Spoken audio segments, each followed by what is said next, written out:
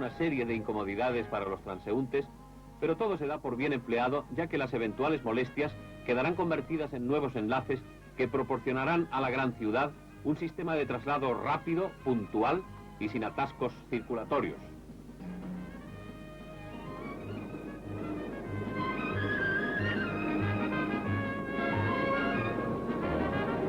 La programación inmediata, que se calcula estarà ultimada durant l'any 1972, Han passat 24 anys d'aquestes imatges emeses el 1971 al noticiari cinematogràfic del Nodo.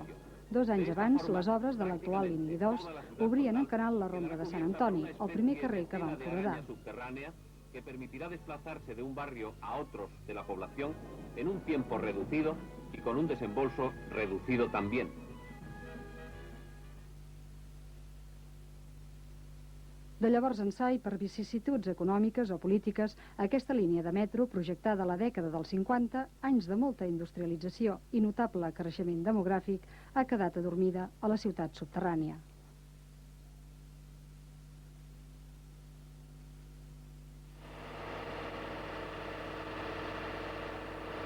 Els Jocs Olímpics la van despertar d'un llarg son. L'Ajuntament de Barcelona va reivindicar-la.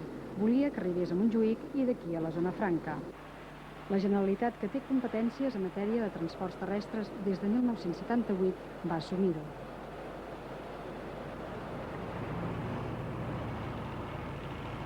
Som al 1995 i encara avui pesen dubtes i indecisions sobre aquesta obra, com i quan acabaran aquesta línia maleïda que ha destruït i hipotecat durant tants anys diversos punts de la superfície, la plaça de Tetuan, la de la Universitat o la Cruïlla, Passeig de Gràcia, Gran Via, per exemple.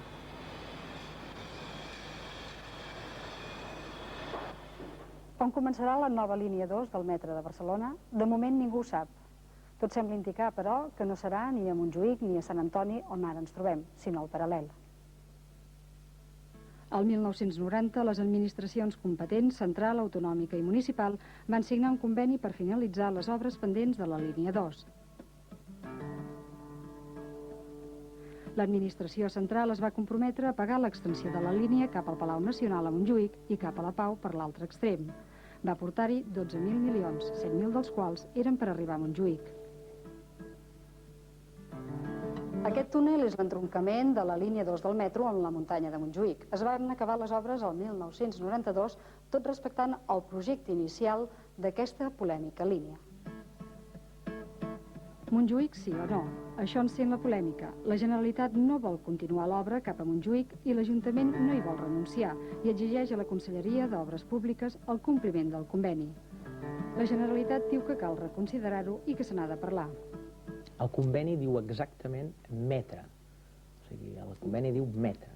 Per tant, jo el que li reflexionaré al senyor alcalde és si el que diu el conveni, que és metre, ha de continuar sent així o bé ha de ser d'una altra manera, no?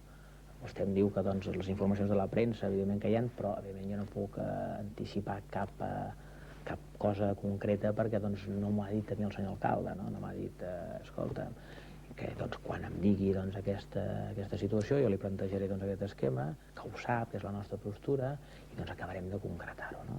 Però vull dir, quedi clar que el conveni al seu dia es va precisar de forma exacta que el que s'assignava era la voluntat de fer-hi un metro clàssic, de forma clara i específica. Llavors, si reconsidera aquesta decisió, nosaltres estem disposats, evidentment, com ahir comentava el molt honorable president, a denunciar el conveni conjuntament, d'acord amb les administracions. El que no farem serà denunciar un conveni de forma unilateral, sinó tot el contrari, que si realment arribem a un acord que s'hi ha d'haver una decisió millor pel tema de Montjuïc i pel tema de Zona Franca, evidentment el que faríem seria després conjuntament d'acord, de comú acord, denunciar el conveni del 90 per fer les coses com correspon. Nosaltres propugnem que el que s'ha de començar a treballar des d'ara, perquè és el que ha de fer-se immediatament després, no és pujar a Montjuïc, sinó anar a Nou Barris. Pujar a Montjuïc, tingueu present que pujar a Montjuïc pot representar 12.000 milions de pessetes, per exemple. Esclar, no estem parlant de calderilla d'uns centenars de milions de pessetes. I clar, en canvi, si hem de fer això, doncs aleshores, evidentment, s'haurà de retrasar moltíssim anar a Nou Barris, que és allà on hi viu gent. L'Ajuntament no es nega a revisar el conveni, però no està disposat a renunciar al metro cap a la zona franca passant per Montjuïc perquè ho troba prioritari. Jo crec que la línia 2 podia començar al paral·lel si es donen una sèrie de circumstàncies. Primera, la denúncia formal del conveni per una de les parts, la possibilitat amb aquesta denúncia possibiliti el fet de plantejar unes alternatives que donin satisfacció a l'objectiu final d'aquest projecte, que és arribar a la muntanya Montjuïc, a la zona franca i avui a Pedrosa, alternatives que té l'entitat metropolitana i l'Ajuntament de Barcelona, que els teòrics 100.000 milions que servien per arribar a Montjuïc en metro convencional serveixin per aquestes alternatives, i tant ho crec que, perquè les alternatives són reals i possibles, que inclús que si n'hi hagués un acord, evidentment no podien resoldre ja les institucions i tindrien que resoldre els tribunals. Jo no he de renunciar a res, no he firmat res. No he firmat cap conveni, ell sí. Que, en fi, no em facin seguir per aquí perquè encara ho enredaríem més. I la gent ja està una mica que no sap per on va. Els veïns volen que la línia s'acabi, jo estic totalment d'acord. Hauria d'arribar a la Pau i hauria d'arribar al Palau Nacional, que és estava escrit que arribaria l'any 95 amb uns diners que hi eren, que estan posats per anualitats, per administracions públiques, i una bona part d'ells els vaig ajudar a portar jo, això sí, aquesta va ser la meva contribució, però jo no vaig firmar. Va firmar la Generalitat, l'Estat i l'AMT. I van dir que l'any 95 s'arribaria a la Pau i al Palau Nacional, i no hi ha arribat. I els veïns es protesten i tenen tota la raó. El que ja sembla clar és que la L2 començarà al paral·lel, com des de bon principi ha defensat la Generalitat. Els plafons informatius de la línia 2, la línia lila, així ho indiquen. L'arranjament d'aquest tram, que segons les previsions estarà llest a finals d'any, representa una inversió suplementària de 300 milions afegits als 21.000 milions que ja s'hi han gastat, diners que ja són inclosos en els pressupostos d'enguany. El cas és que aquest túnel, que va de l'estació de Sant Antoni al paral·lel, és a l'espera del seu destí des de l'any 1972, en què va ser construïda tota la línia. Podem veure signes visuals del pas del temps, com poden ser les travesses de fusta o bé la grava. En els darrers dies, atesa la proximitat de les eleccions municipals, la línia 2 s'ha convertit en una arma preelectoral. La Generalitat ha donat instruccions clares i treballen les 24 hores del dia per complir part del seu compromís, prevé que en Serra tard. Vol lliurar el tram de la línia 2 el 15 de març. El tram Sant Antoni Sagrada Família, que ha comportat una inversió de 8.000 milions de pessetes, presenta importants innovacions. Això no vol dir que pugui ser inaugurada de seguida, ja que les seves característiques tècniques exigeixen un llarg període de proves abans no la puguin lliurar a Transports Municipals de Barcelona, l'empresa responsable de la futura explotació i de col·locar-hi els combois de passatgers. Contrasta la via en placa amb les antigues vies de travesses de fusta. Aquesta vibra menys i permet més mobilitat i seguretat en cas d'evacuació. També, i en cas d'emergència, la catenària rígida subjectada al sostre del túnel és una millora. Els espais amplis i una il·luminació notable són dues característiques també molt importants d'aquesta nova línia del metro de Barcelona. Aquests conceptes redueixen notablement la sensació de claustrofòbia que en qualsevol moment pot tenir algun usuari d'aquest mitjà de transport públic.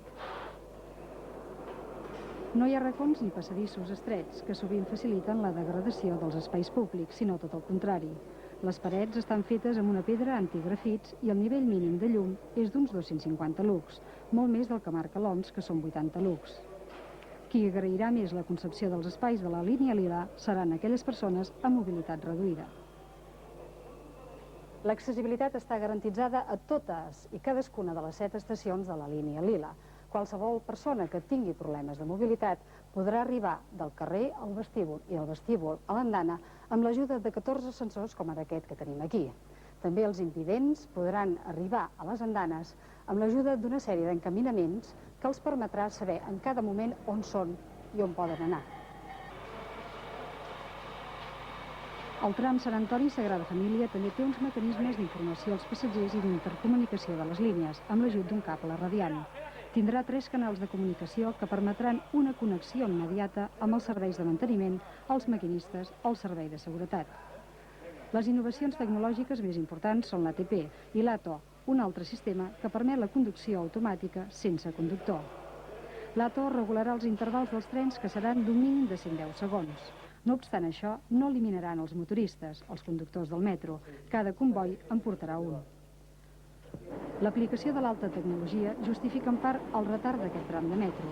Fonts de Transports de Barcelona han dit a Giravolt que la nova línia podrà ser inaugurada i tot seguit entrar en funcionament al setembre. Aquesta obra nova necessita un període de comprovació abans d'obrir-la a l'ús públic, que pot anar de 3 a 6 mesos. Mesos en els quals els combois i el personal faran la seva adaptació. Pel que fa als combois, que circularan en un interval de 3 a 4 minuts, ja n'hi ha 6. Són combois articulats en 3 unitats cadascun que des del 1992 ja funcionen a la línia 3, però que han d'anar destinats a la 2. Quan tot sigui al seu lloc, si la línia 3 tingués alguna avaria, l'absència d'aquests combois podria fer-la anar coixa de cotxes. Més endavant, quan s'obri el tram Sagrada Família La Pau Pep Ventura, caldrà 6 combois més. Ara per ara desconeixem les previsions d'ús d'una inversió tan important com la d'aquesta línia. El que sí podem veure per això és que compta amb estacions tan faraòniques com aquesta de la universitat. Tot sembla indicar que el tram de Sant Antoni Sagrada Família no incorporarà més passatgers a la xarxa del metro de Barcelona, per on circulen anualment uns 265 milions de persones. Ara com ara donarà més qualitat, però no més quantitat a la Barcelona subterrània. Sobretot és una àrea on l'ús del transport públic és molt estès perquè ja té una bona xarxa de transports. Aquí, a la Sagrada Família, i de moment, acaba aquest eix transversal subterrani de poc més de 4 quilòmetres que es podrà fer en uns 15 minuts. La Generalitat ha agafat el ritme pel que fa a la finalització de la polèmica línia 2. El tram final de la línia que va de la Sagrada Família a la Pau i que no és motiu d'enrenou podria estar llest a finals de 1996 o començament del 97. El seu pressupost és de 7.000 milions. Continua la feina en el túnel que en un futur unirà la línia 2 amb la Pau, on empalmarà amb l'actual línia 4 cap a Pep Ventura, a Badalona. El dia que estigui acabada la línia 2, la línia lila, unirà els centres de Barcelona i Badalona. Serà llavors quan podrà fer un recorregut de més de 13 quilòmetres, tot passant per 18 noves estacions.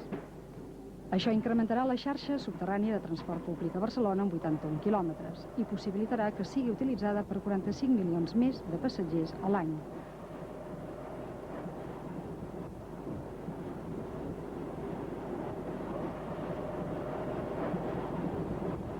Al final, però, d'aquesta línia 2, la història interminable encara sembla lluny.